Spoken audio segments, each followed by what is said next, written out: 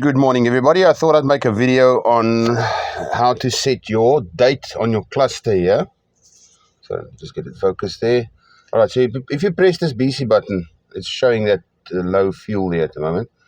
You'll see there's your different information, the time, and there is the date. Now, if you want to change that date, or it's not there, you come here, all right, and you press menu. It will come up with that screen there. You can scroll up and down by turning this knob, okay?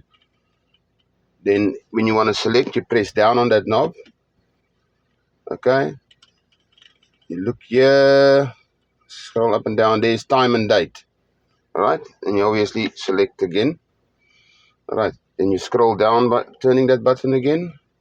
There, you go into your date, all right? The first one will then highlight once you've pressed that button. Okay, then you just adjust that to whatever date it is, or whatever date you want there. Okay, you press that button down, it goes to the next one. All right, select the month, and then press down again, and you select the year.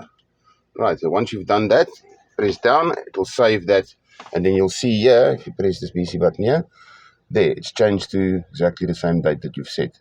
Thank you very much. If this helped you, please like and subscribe.